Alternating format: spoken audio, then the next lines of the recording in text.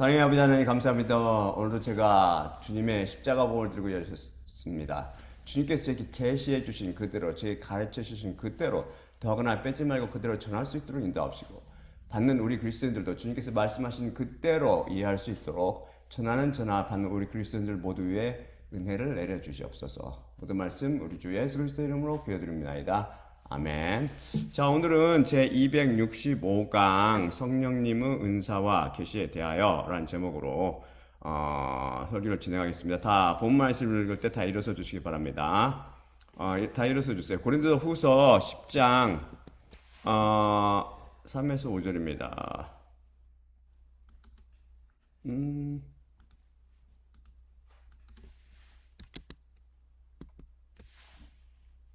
그렇죠. 육신 안에 걷고 있으나 육신을 따라 우리가 군 복무하지 않고 있기 때문이니 우리 종군의 무기들은 육신적이지 않고 요새들을 허물어뜨리기 위해 하나님께 오히려 강력하기 때문인데 생각들과 하나님의 지식에 거슬려 스스로 높아져 있는 모든 위의 것을 허물어뜨리고 모든 사고 기능을 그리스도의 복종 안으로 포로 잡아가고 있으며 또한 준비 안에 모든 들으려 하지 않는 자에게 공의를 베풀기 위함을 갖고 있으니 너희의 복종이 채워질 때라. 그럼 계속해서 주기도문을 제가 보여드리겠습니다. 같이 낭독하기 바랍니다. 하늘뜰 안에 계신 우리 아버지여, 당신의 이름이 거룩히 되게 하시며 당신의 왕국이 오게 하시고 당신의 원하심이 하늘뜰 안에서처럼 땅 위에서도 이루어지게 하시며 그 피로 적절한 저희의 양식을 오늘 저에게 주시고 또한 저희 자신들이 저희의 채무자들을 면제해 준 것 같이 저희의 채무를 면제해 주시며 저희를 시험 안으로 끌어들이지 마시고 오히려 그 악한 자로부터 구출하소서. 자, 다 앉아주시기 바랍니다.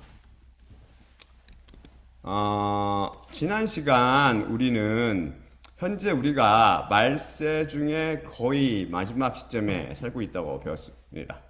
이제 곧 그 짐승, 이 역사의 무대 위에 그 모습을 드러내게 될 것입니다.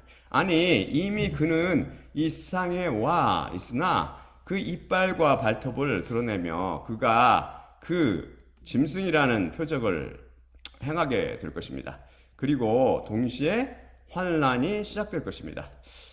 말세가 되니 하나님, 곧 그 양의 계시가 점점 더 열리고 있다는 생각이 듭니다.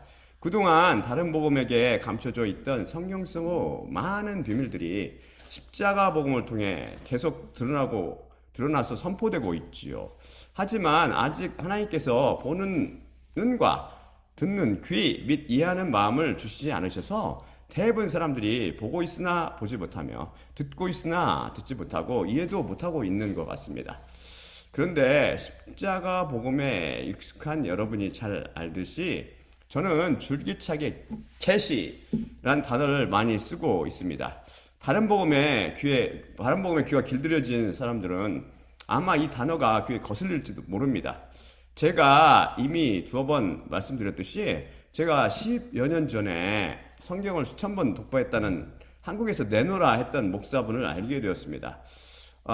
자신의 꿈은 미국에 신학교를 세우는 것인데 저랑 같이 신학교를 차리자고 제안하며 저에게 히브리어나 헬라어 강의를 맡아달라고 부탁하곤 했었지요.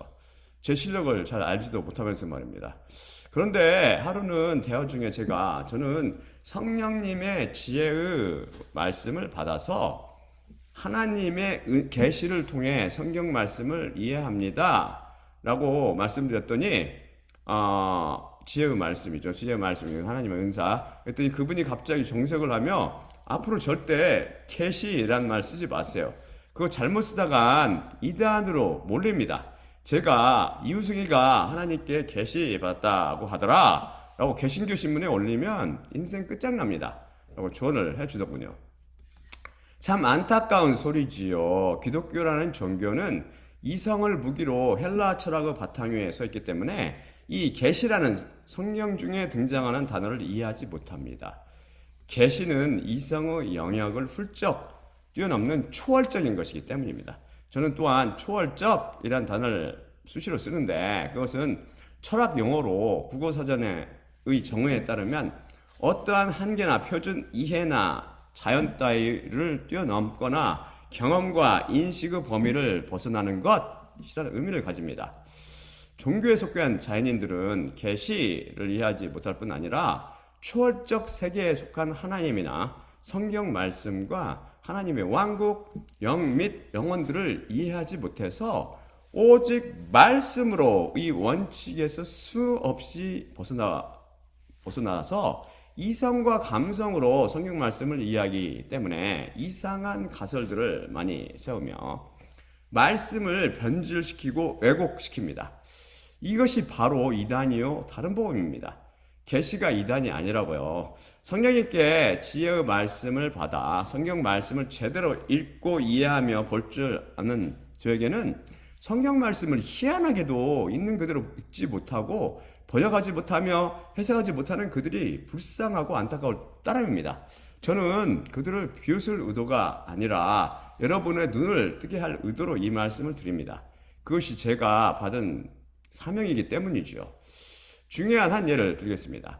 가톨릭과 정교회 그리고 개신교는 모두 성경에 근거하여 성령님의 은사를 인정하지만 그 강조점과 실천적인 면에서는 뚜렷한 차이를 보입니다. 각 교파에 대한 입장의 핵심을 말씀드리면 다음과 같습니다. 첫째, Catholic Church. 이들은 성령의 은사를 교회의 공동 이익과 성화를 위한 선물로 이해합니다. 그래서 제도와 은사의 조화를 강조하며 성령의 은사가 교회의 계층 구조, 교황, 주교 등 이런 계층 구조와 대립하지 않는다고 봅니다. 오히려 성령은 교회의 제도적 직무를 통해서도 역사한다고 믿습니다.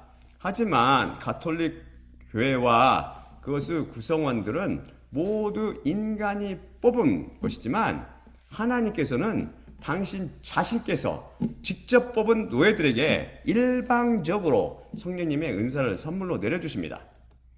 이들은 성령 7은 Seven Gifts를 주장하는데 이사야서 11장 2절에 근거한 7가지 은사, 지혜, 의견, 지식, 용기, 효경, 도요함, 깨달음을 강조하며 이는 견진성사를 통해 완성된다고 가르칩니다.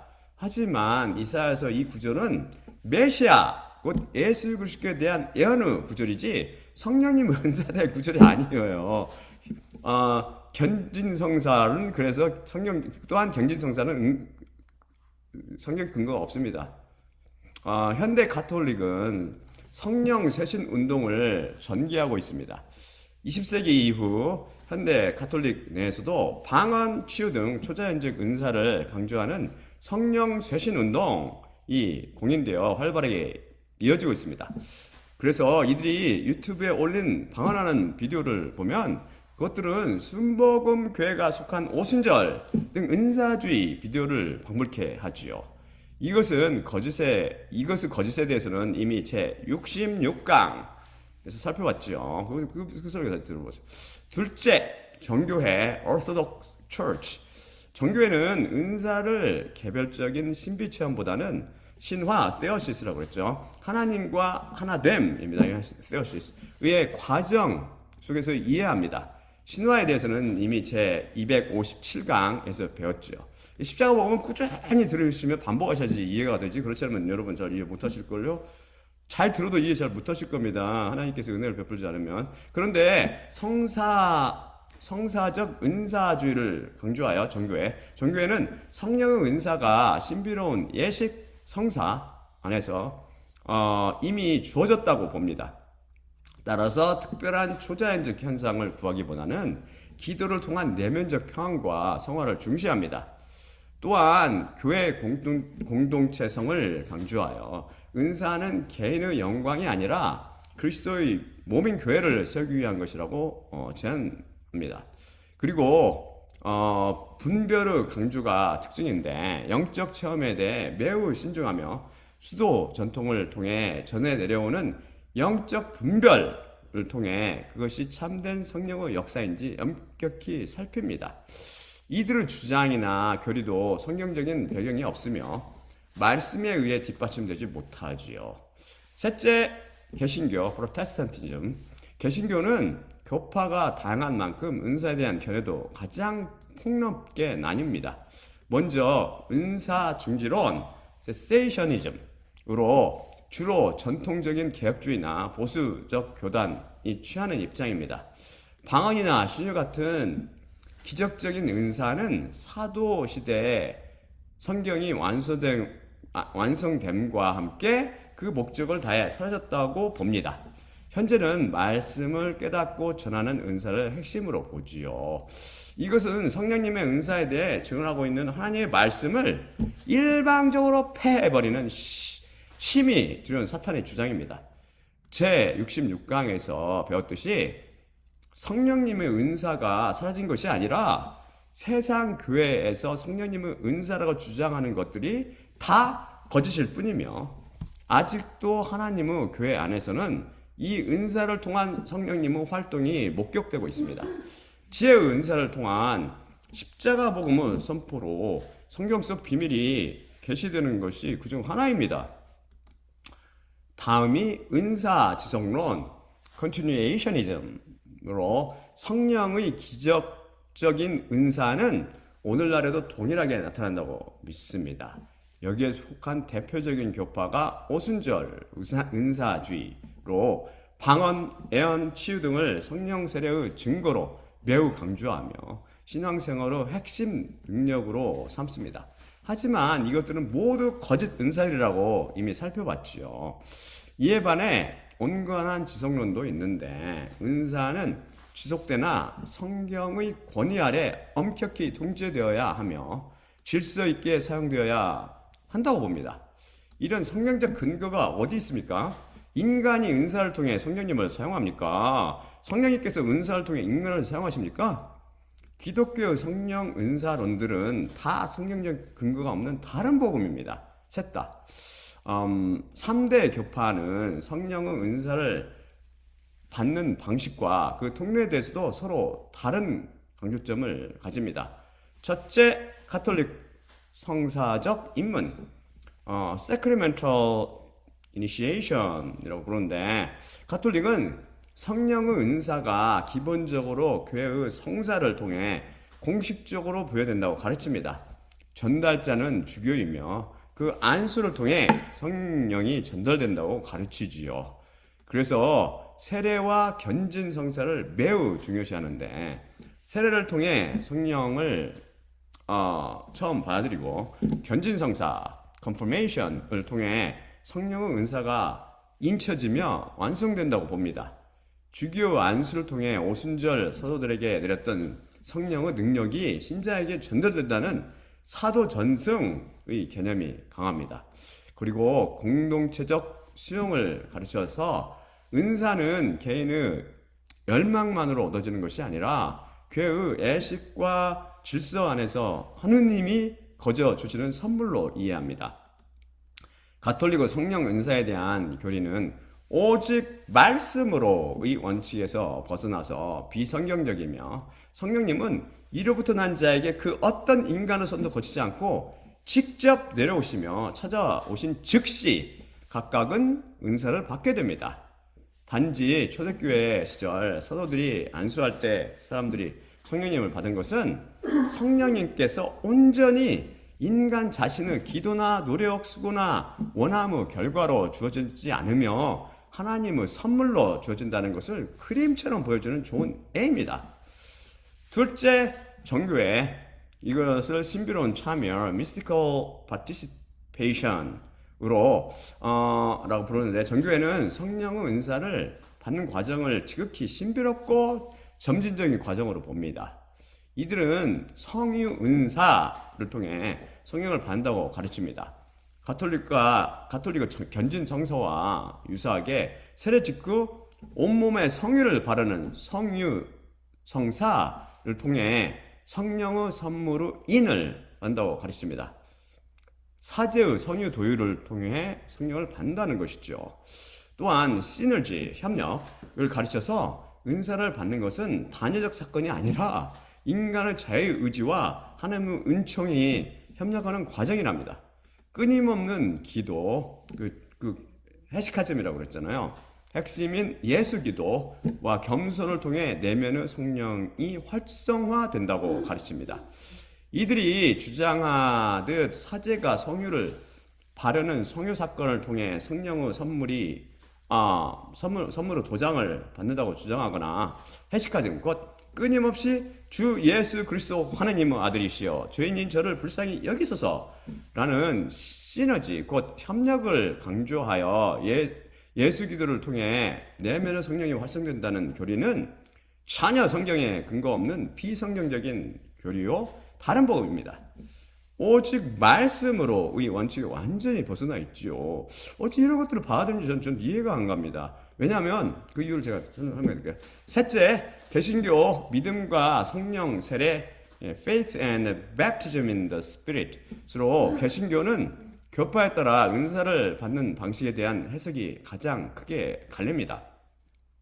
먼저 오순절 / 은사주의, 세례와는 별개로 신자가 간절히 구하고 기도할 때 임하는 성령 세례를 강조합니다.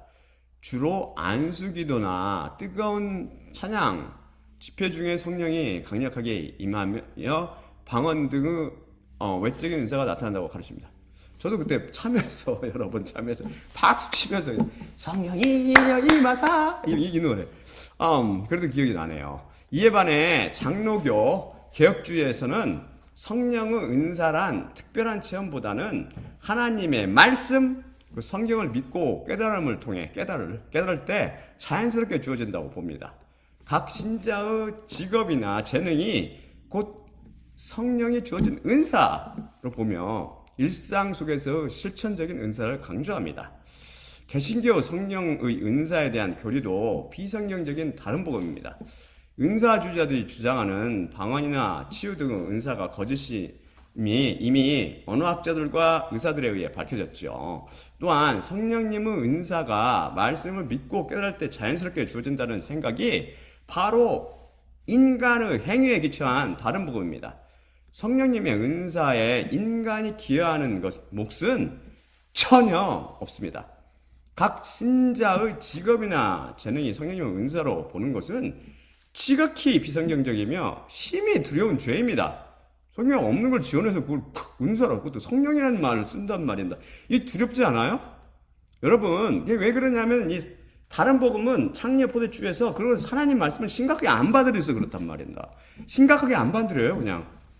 철학하기 때문에. 여러분은 종교에서 교리로 가르치고 있는 이런 성령님의 은사와 그것을 받는 방식에 대해 어떻게 생각하세요? 왜 똑같은 인간의 이성과 감성을 소유한 자연인들이 이렇게 성경을 달리 해석하고 있으며 또한 잘못된 것을 참이라고 믿고 있을까요? 해답을 가르쳐 드릴게요. 다음 슬라이드 보여드리겠습니다.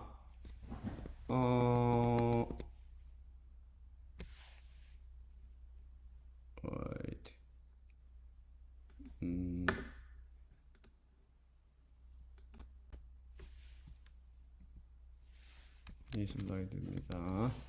사사기 17장 6절과 11장 25절. 그들의 날들 동안 이스라엘 안에 왕이 없었으니 각 남자는 그 눈들에 똑바른 것을 행하곤 하였더라.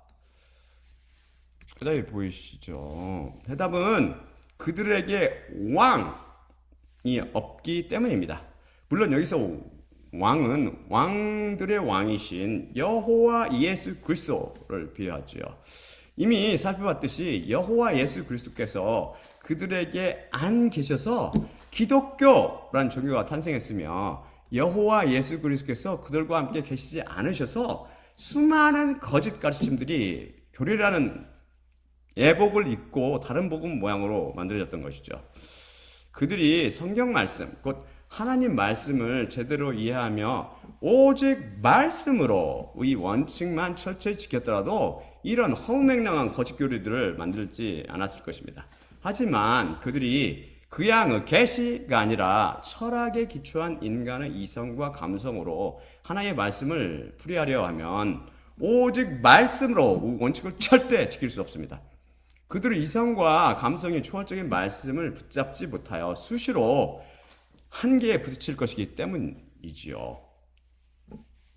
이 한계를 잘 나타내주는 것 중 하나가 바로 자연인들이 성경 말씀을 축자적으로 번역하지 못한다는 사실입니다. 축자적 번역으로 만들어진 말씀을 그들의 이성과 감성이 받아들이지 못하기 때문이지요. 그래서 종교와 다른 복음의 탄생은 왕이 없음으로 보다 구체적으로 그 양의 계시가 없음으로 발생했습니다. 제가 이런 헛되며 거짓된 교리를 살펴보는 이유는 십자가 복음의 목적 중 하나가 다음이기 때문입니다. 본 말씀이었죠. 제가 다음 슬라이드 보여드릴게요.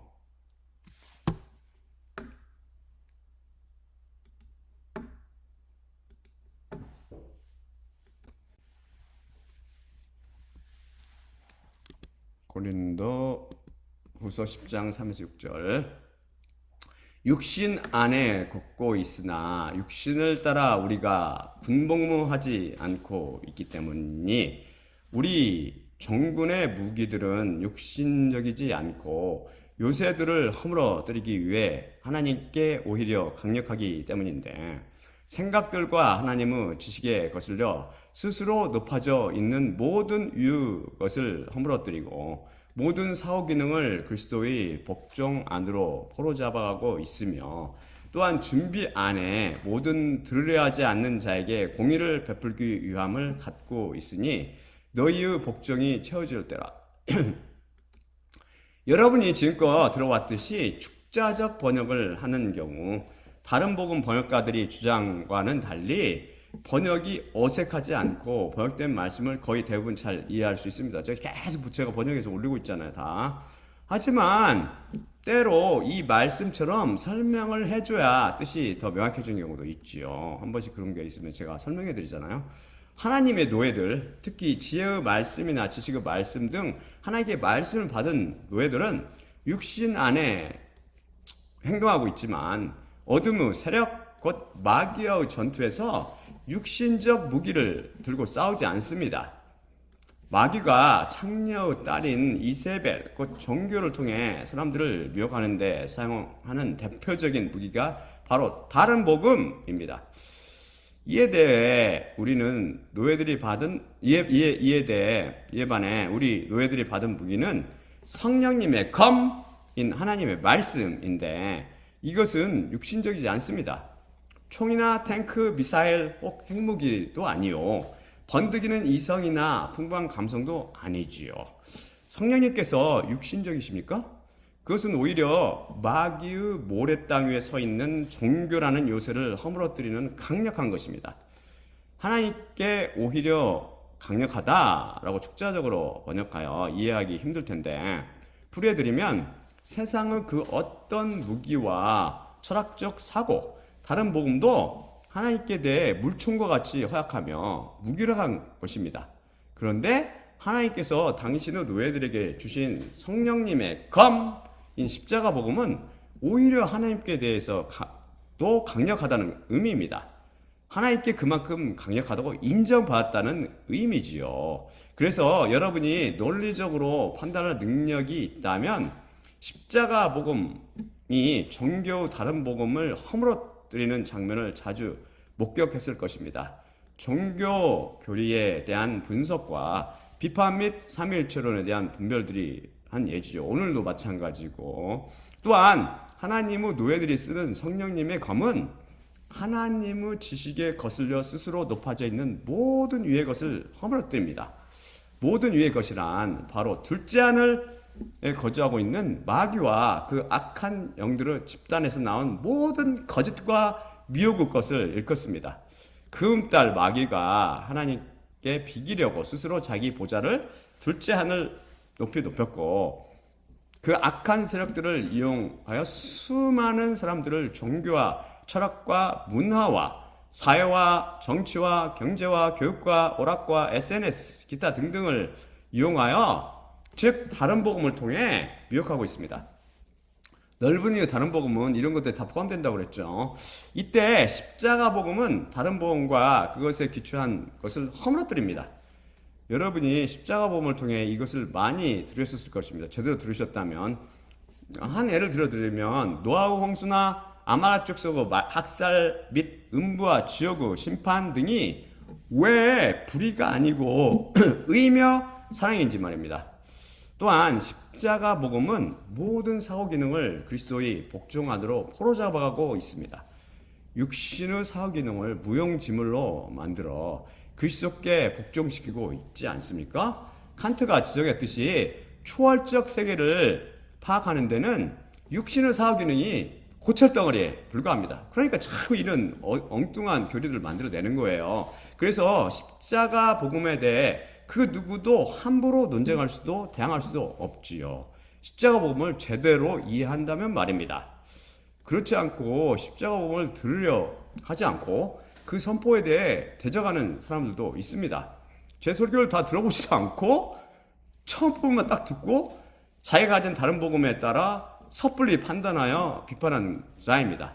이에 대해 마지막 6절은 준비 안에 모든 들으려 하지 않는 자에게 공의를 베풀기 위함을 갖고 있으니 너희의 복종이 채워질 때라고 증언합니다. 이것은 그리스도의 말씀, 그 십자가 복음에 순종하지 않고 그것을 폄하하며 거슬려 회방하는 자들을 성경 말씀에 기록된 것에 따라, 즉 율법에 따라 공의로 심판하실 것이 준비되었다는 말씀입니다. 그것은 언제 이루어집니까? 바로 너희의 복종이 채워질 때입니다.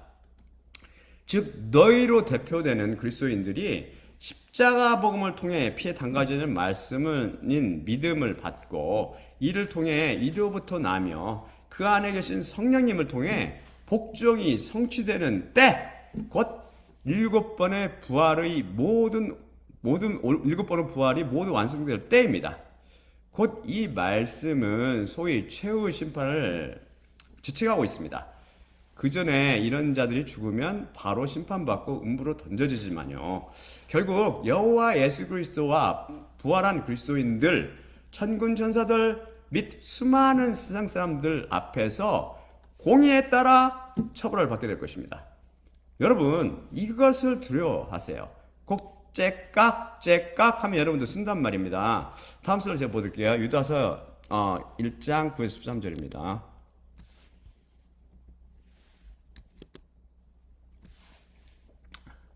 그러나 천사장 미가엘은 모세의 몸에 관해 마귀에게 분별하며 이야기하고 있을 때 감히 모독의 심판을 선고하지 않았고 오히려 주님께서 너를 꾸짖으시느니라 고 말했느니라.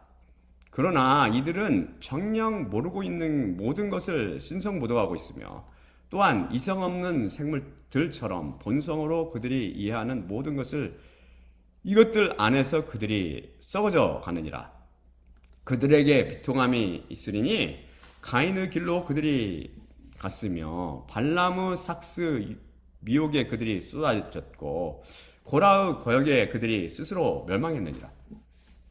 같이 잔치를 베풀고 있을 때 이들은 너희의 사랑 안에서 암초들이요 두려움 없이 자신들을 스스로 양치며 바람에 의해 치워지는 물 없는 구름들이요 뿌리 뽑혀져 두 번 죽은 열매 없는 늦가을의 나무들이며 그들 자신들의 씨들을 거품처럼 튀어오르게 하는 길들여지지 않는 바다의 파도들이고 방황하는 별들로 그들에게 영원에 이르는 어둠의 암흑이 보존되어 있느니라.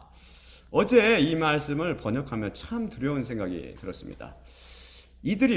여기서 이들이란 후토이, 바로 십자가 복음을 제대로 알지 못하면서 비방하는 자들을 일컫습니다. 그들이 마치 십자가 복음을 선포하는 저를 비판하며 비방하는 것처럼 보이나 실은 하나님을 비방하며 모독하고 있는 것이고 자기들이 본성으로 소위 무딘 이성이나 감성으로 이해하고 있는 그 거짓 것들, 곧 다른 복음 안에서 썩어져 가는 것이죠. 그들은 가인처럼 죄가 주인으로 죄가 시키는 대로 형제를 죽였으며 미워함으로 소돔 사람을 육신의 정욕과 눈들의 정욕과 삶의 허식에 팔려 발람의 삭슬 쫓아갔고 하나님의 예언자를 거역함으로 모세를 거역했던 고라처럼 스스로 멸망을 자초하게 되었습니다. 때로 하나님의 교회 안에서 말씀의 잔치에 참여할 때 하나님의 사랑을 원수로 갚는 교회의 암초들이며 하나님께서 선택하신 자들 외에는 할 수 없는 말씀 선포나 말씀의 가르침을 두려움 없이 스스로에게 시도합니다. 이들의 특징은 비를 내리지 못하는 수물 없는 구름이요 열매 맺지 못하는 무화과 나무처럼 죽어서 한 번 죽은 것도 두 번이나 죽어서 절대 열매를 낼 가능성도 희망도 없는 철이 지나고 뿌리채 뽑혀 죽은 나무이며 그들이 십자가 복음에 대해 반박하고 거역할 때마다 자신 스스로의 무지함과 수치를 드러내고 있고 정처 없이 목적 없이 떠도는 하늘의 별과 같습니다. 그들이 쓴 걸 보면 참 한심해 웃음이 나온다니까 제가 별이 자신의 자리에 붙어 있지 못하고 방황하면 그것이 바로 별똥별 영원한 어둠 속으로 사라지게 됩니다. 그게 바로 별똥별이잖아요. 이들에게 보존되어 있는 것이 바로 영원에 이르는 어둠의 암흑으로 바로 검은 불에 불길로 가득 찬 불의 못, 그 둘째 사망이지요. 여러분 십자가 복음을 비방하려 하지 말고 차근차근 제 1강부터 들은 후 차라리 궁금한 사항이 있으면 겸손하게 문의하세요. 이 유다서 말씀이 여러분 중 그 누구에도 일어나지 않게 되기를 빌 따름입니다. 그래서 저는 제가 판단하기에 십자가 복음을 비방하거나 폄하하는 글을 다 삭제하고 있습니다. 귀중한 하나님 말씀인 십자가 복음을 다른 복음처럼 가볍게 취급 말기 바랍니다. 십자가 복음을 여러 번 들어 충분히 익힌 후 질문하거나 이의를 제기하기 바랍니다. 그럼 제가 말씀으로 대꾸해 드릴게요. 말씀이나 제가 이미 했던 틀림없이 제가 이미 설교했던 내용이 대부분일 거예요. 대부분이 아니라 다 할 거예요. 다. 한 설교도 제대로 듣지 않은 채 글을 올리는 과를 범하지 마세요. 설마 하나님의 어리석음이 인간의 지혜보다 못하겠습니까? 그럼 이제는 오직 말씀으로 이 원칙에 의해 왜 기독교 성령의 은사론들이 철저히 잘못되는지 말씀드리기로 하죠. 이미 배웠기 때문에 간략히 그냥 짚고 넘어가겠습니다. 다음 슬라이드 보여드리겠습니다. 고린도전서 12장 3에서 11절입니다. 그러니까 이게 계시가 없고 하나님은 지혜 말씀이나 지식의 말씀 받지 못하면 보고도 모른다고요. 보고도. 그것 때문에 너희에게 내가 알게 하노니 하나님의 영 안에서 이야기하는 누구도 예수님께서 아나세마라고 이야기하지 않으며 또한 성령님 아니라면 누구도 예수님을 주님이라고 말할 수 없느니라. 또한 은사의 분배가 있으나 동일한 영이시요 또한 직무 분배가 있으나 동일한 주님이시며 또한 사역의 분배가 있으나 모든 것 안에서 모든 것을 역사하시는 동일한 하나님이시라.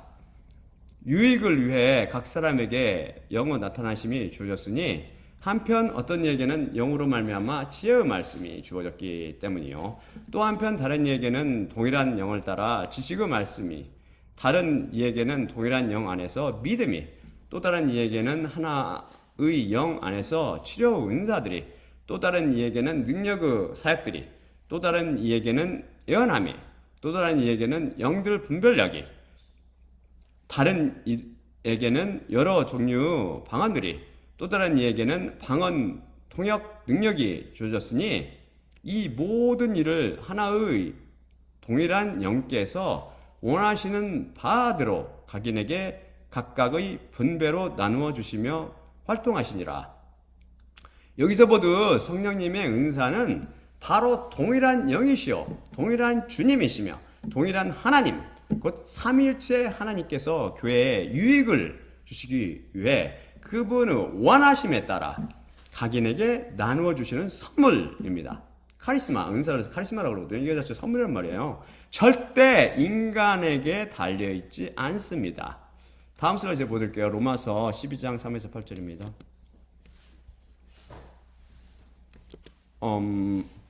내게 주어진 은혜로 말미암아 너희 중에 있는 모든 이에게 말씀하노니 마땅히 생각할 그 이상으로 높게 생각하지 말고 하나님께서 각 사람에게 할당하신 믿음의 분량대로 분별력 있게 생각하라. 실로 우리가 한 몸 안에 많은 지체를 가진 것과 같이 모든 지체가 같은 기능을 가지지 않았으니 이와 같이 우리 많은 이들이 그리스도 안에서 한 몸이 되며 하나씩 서로에게 지체가 되었느니라. 우리에게 주어진 은혜를 따라 갖고 있는 은사가 다르니 혹 예언이면 믿음의 비율대로, 혹 섬김이면 섬김 안에서, 혹 가르치는 자면 가르침 안에서, 혹 권면하는 자면 권면 안에서, 나눠주는 자는 관대함 안에서, 다스리는 자는 진지함 안에서, 긍휼을 베푸는 자는 쾌활함 안에서 할지니라.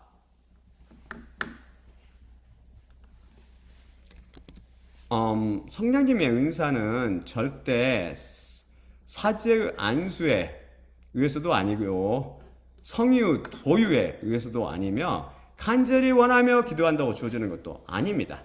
이 모든 교회들, 이런 모든 교리들의 뿌리는 역시 행위에 기초합니다. 인간의 행위에 의해 성령님께서 주어지게 되니까요.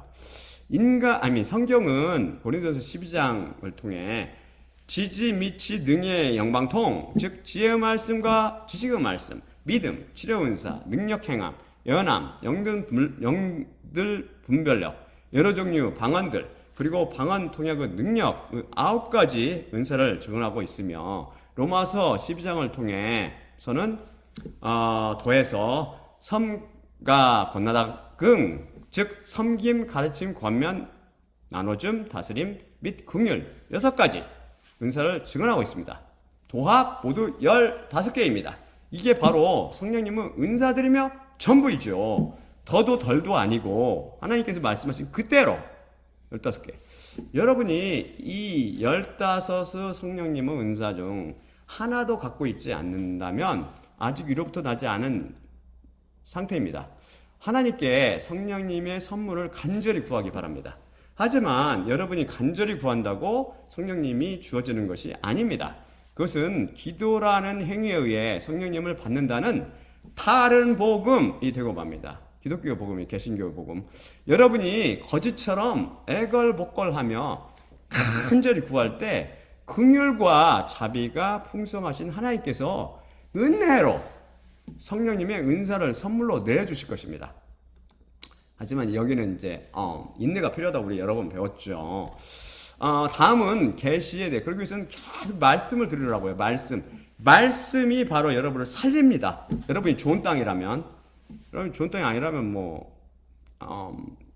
아무리 기다려도 싹이 안 나겠죠. 안타깝게도. 하지만 좋은 땅이기 때문에 여러분 제 설교를 듣고 있다고 저는 믿습니다. 좋은 땅이 아닌 사람들 그냥 십자가 복음을 그냥 듣고 그냥 두어보지도 않고 그냥 비판하고 참 기가. 다음 계시에 대해 기독교 교리들, 다음은 계시, 제가 자주 말하는 그 계시에 대해 기독교 교리들을 살펴보며 이들의 허구성을 지적해 봅시다. 기독교 각 교파는 계시, 레벨레이션을 신앙의 근거로 삼지만 그 계시가 어디에 담겨 있으며 오늘날 어떻게 전달되는지에 대해서는 중요한 시각 차이를 보입니다. 첫째, 가톨릭은 성경과 성전, 여기서 성전이라는 것은 sacred tradition, 이게 성스러운 전통이라는 뜻이죠. 성전으로 가톨릭은 계시가 성경뿐 아니라 교회를 통해 내려오는 성전, 그 거룩한 전통이라는 두 주의를 통해 전달된다고 가르칩니다. 이런 것들 때문에, 이런 것을 인정하기 때문에, 성경 외의 것을 인정하기 때문에 자기들 멋대로 성경 밖에서 막 갖다 교리도 만들고 이게 막 번역도 하면서 두려워하지 않는단 말입니다. 이 사람들은. 즉 계시는 이중적 원천을 가진답니다. 하느님의 말씀은 기록된 형태인 성경과 사도들로부터 구전되어 교회의 가르침과 애식 속에 살아있는 성전 모두에 존재한다고 주장합니다. 그리고 교권이라는 것을 주장하는데, 이것은 성경과 성전을 올바르게 해석할 권한으로 교황과 주교로 그룹된 교회에 있다고 믿습니다. 교황과 주교들만 이걸 성경을 이해하고 가르칠 수 있대요. 교권이란 예수 그리스도로부터 사도들에게 위임된 권한이 오늘날의 주교들에게 전해져 신자들을 가르치고 성화하며 다스리는 재능이라고 말합니다.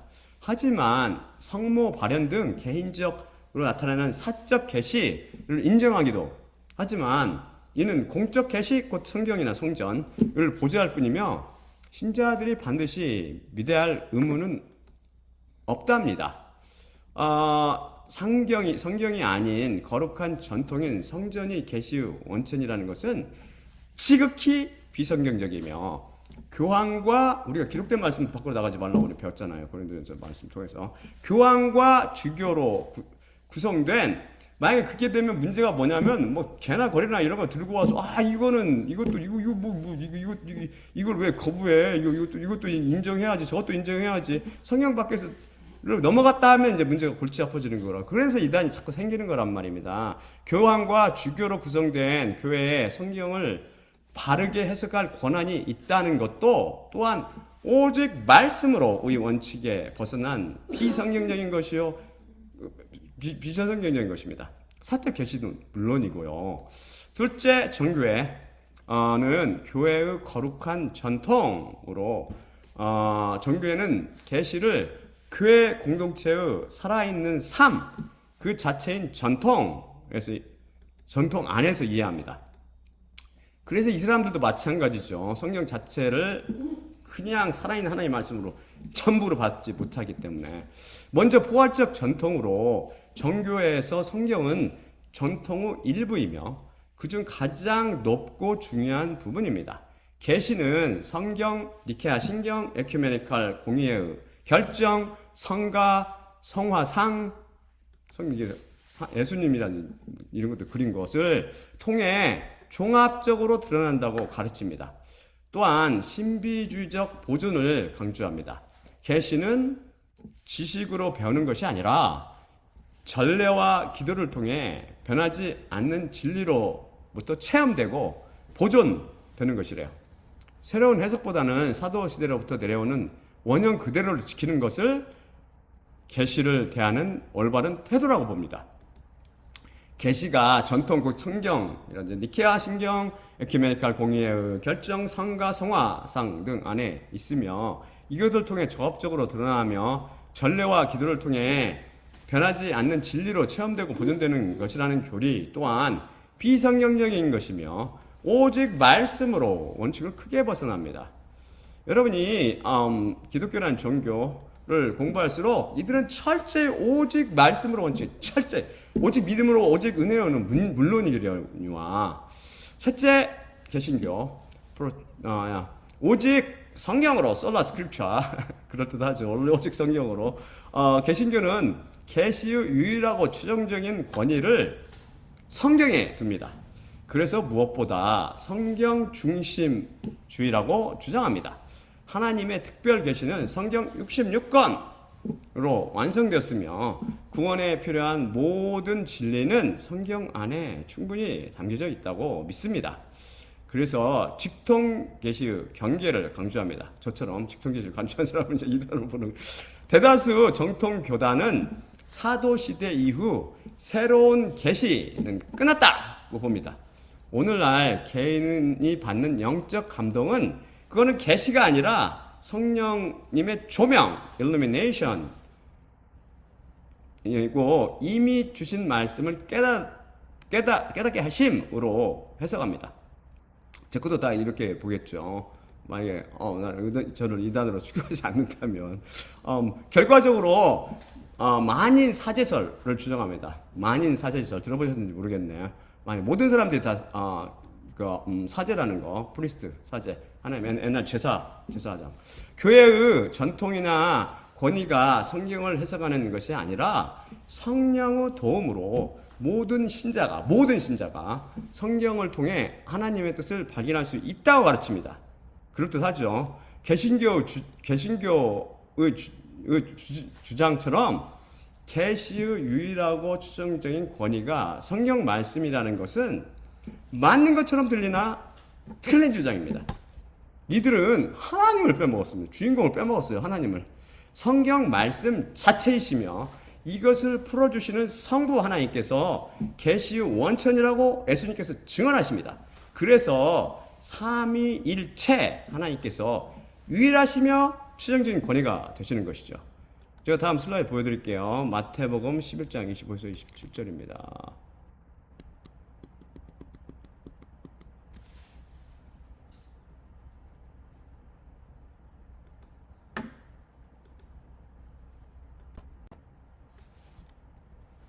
말씀을 모르면 자꾸 속습니다, 여러분.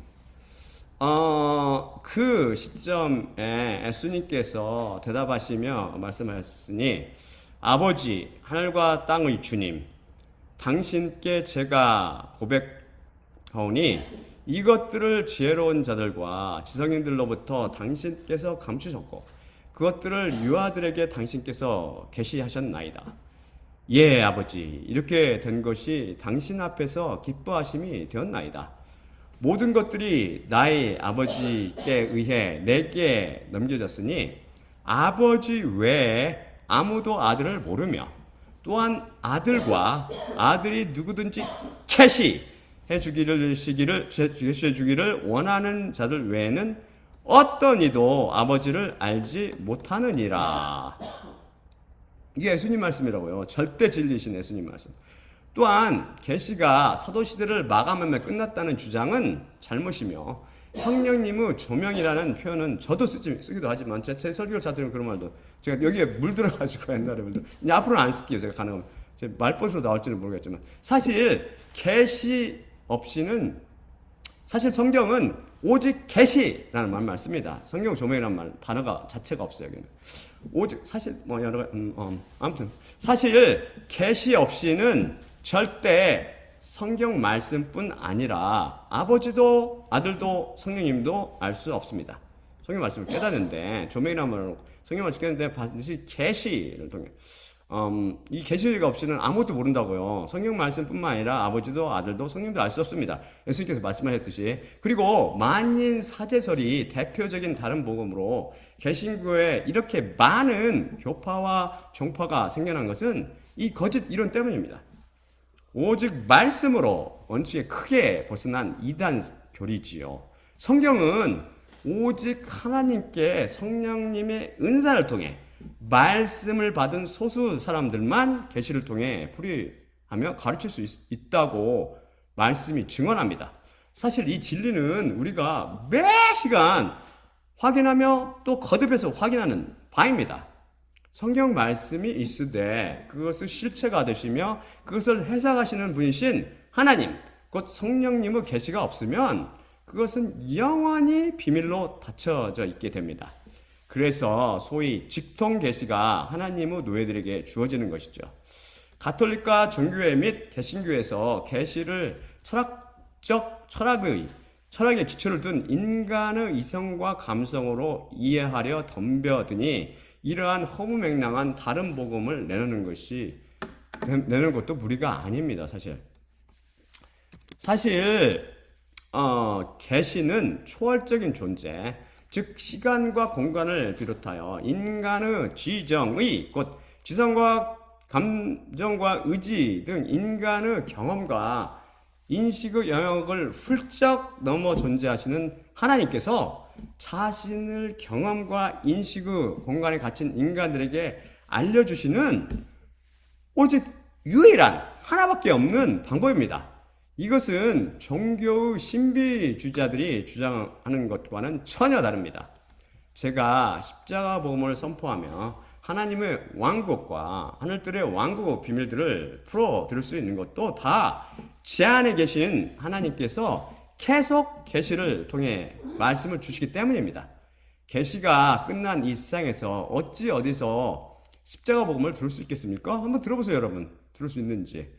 제가 만일 들을 기가 있는 분들은 그렇지 않고 나는 묵은 포도주가 더 좋아하는 사람도 많겠지요, 사실. 안타깝게도. 제가 만일 하나님께 성령님의 은사인 지혜의 말씀도 그분을 통한 계시도 받지 않았는데 제가 받았다고 말한다면 저는 거짓말쟁이가 되어 저주 아래 놓이게 될 것입니다. 그렇다면 저주 아래 놓인 자가 하나님의 말씀의 비밀을 풀어낼 수 있습니까? 하나님께 저주를 받은 자가 죄의 관세로부터 또한 죄책감으로부터 자유로울 수 있을까요? 제 설교를 잘 들으며 판단해 보기 바랍니다. 하지만 만일 제가 성령님의 은사인 지혜의 말씀도 받았고 하나님의 계시도 받고 있다면 여러분 정말 심각하게 제 말씀을 받아들여야 합니다. 여러분의 영혼이 달린 문제이니까요. 예수님께서 직접 쓰신 계시하다라고 번역한 헬라어 단어는 아포칼립토인데 신약에서 26구절에서 26회 쓰였습니다. 이단들은 전문 용어가 아니라고요.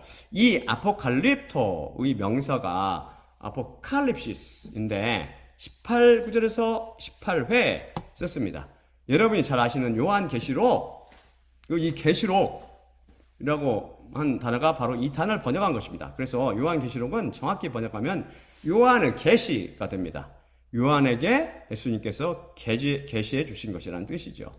제가 계시란 단어를 고집하는 이유는 무엇보다도 이것이 성경적인 단어이며 또한 숨겨두신 분도 하나님이시오. 이것을 드러내 밝히 보이시는 것도 하나님. 숨기는 것도 하나님의 영광이라고 우리 옛날에 배웠잖아요. 잠언 말씀 통해. 곧 성령님이심을 강조하기 때문입니다. 덮어두신 분도 하나님이요 드러내 보시는 분도 성령님이라는 것을 강조하기 위해서예요. 즉 말씀 속의 비밀은 오직 여호와의 영이신 성령님의 계시를 통해서만 알아낼 수 있습니다. 그래서 계시는 초월적인 존재이신 하나님께서 그분의 선택하신 성도들에게 하나님의 비밀을 드러내 가르쳐 주시는 것을 읽었습니다. 넓은 의미로는 스가랴나 다니엘 혹은 베드로나 요한 등 예언자들이 본 환상도 여기에 포함됩니다. 제가 성경 말씀 속의 비밀을 깨닫는 것은 제 이성이나 감성을 통해서가 아니라 성령님을 통한 계시라는 말씀입니다. 저도 다른 사람들과 똑같이 막 엉뚱한 소리하고 막 그랬을 거예요. 그럼 저는 계시를 받으려 계룡산으로 올라갑니까? 아니면 모세가 그랬듯이 시내산으로 올라갑니까? 계시를 주시는 그 양께서 그 영, 그 성령님을 통해 저와 제 안에 함께 하시기 때문에 그 어디로 갈 필요가 전혀 없습니다. 1990년 3월 19일 저는 큰 수술을 받았습니다. 그리고 2주쯤 퇴원하여 집에서 쉬며 몸의 회복을 기다리고 있었습니다. 그런데 당시 어느 날 잠을 자는데 한 꿈을 꾸었습니다. 그게 낮잠이었는지 밤잠이었는지는 정확히 기억이 나지 않습니다. 꿈속에서 하늘이 열리고 커다란 책이 한 권 보였습니다. 그 책은 굉장히 큰 책이었는데 책이 중간쯤 쫙 펴있더라고요. 펼쳐진 책의 양면엔 이상한 나라 언어로 아마 천국 언어였던 것 같습니다. 말씀이 빽빽이 적혀 있었습니다. 제가 보기에 그것은 너무나 어려워 도무지 그 뜻을 이해할 수 없었습니다. 저는 그저 놀라움에 넋을 잃고 그 책을 바라만 보고 있었는데 갑자기 그 책의 내용이 쫙 제 머릿속으로 빨려 들어오며 순식간에 그것이 모두 쫙 이해되었습니다. 그러자 책장이 한 장 쫙 큰 책장에 이렇게 넘겨가며 다시 빽빽이 쓰인 글이 보였습니다. 그리고 다시 그 내용이 제 머릿속으로 쫙 빨려 들어오며 그것이 모두 직관적으로 이해되었습니다. 그런 식으로 책장이 하나씩 넘어가며 그것들이 차례로 제 머릿속에 빨려 들어오며 모두 낱낱이 이해되었지요. 참 기이한 꿈이었습니다. 지금 생각해보면 지극히 성경적입니다. 하나님의 말씀인 로고스가 저에게 뿌려져서 크레마로 살아나며 예수님의 음성으로 이해되었으니까요. 구약을 통해 예언자들에게 여호와의 말씀이 임함으로 계시를 받는 장면을 자주 읽게 됩니다. 그때를 즈음해서 저에게 이상한 일이 일어났습니다. 그것은 전에는 성경이 전혀 재미없고 지루하였으며 도무지 이해가 안 되는 난해한 책이었는데 갑자기 성경이 보이기 시작한 것입니다. 성경을 읽으면 그 속의 숨은 비밀이 저절로 깨달아졌습니다. 즉 며칠 전까지만 해도 성경 앞에 앉으면 한숨과 하품이 같이 번갈아 나왔는데 어느 날부터 갑자기 성경이 술술 풀리기 시작했다는 것입니다. 신기하죠. 저는 당시 이로부터 남을 체험했는데 저는 이로부터 난 날을 정확히 모릅니다. 그냥 개인적으로는 수술받은 날로 정했습니다. 하나님께서 꿈을 통해 계시해 주셨듯이 성령님의 지혜의 말씀을 은사로 주신 것이죠. 참으로 놀라웠습니다. 성경을 읽으면 그 뜻이 저절로 깨달아지다니요. 이때부터 성경 말씀이 꿀송이처럼 달게 느껴졌습니다. 저에게 계시는 이런 식으로 쏟아집니다. 첫째, 성경 말씀을 읽으면 눈이 열려서 저절로 이해가 가고, 둘째, 이해가 안 가는 구절은 하나님께 기도드리면 아까 큰 책의 말씀이 머릿속으로 쫙 빨려 들어오듯이 조금 후 말씀이 직관적으로 이해가 됩니다. 셋째, 아직도 이해 못하는 말씀도 많지만 그것은 하나님께서 계시를 통해 열어주시기를 기도하며 그분께 맡기고 기다립니다. 한 가지 덧붙일 것은 제 계시는 반드시 기록된 성경 말씀에 한정되어 있다는 사실입니다. 때로 세미한 음성으로 성경 이해의 것에 대해 말씀하시기도 하지만 그것은 극히 드뭅니다. 여러분은 앞으로도 하나님의 계시의 현현을 계속 목격하며 저랑 함께 믿음의 여행을 계속하도록 하지요. 그럼 마지막으로 고린도서 11장 23절 26절 읽고 마치도록 하겠습니다.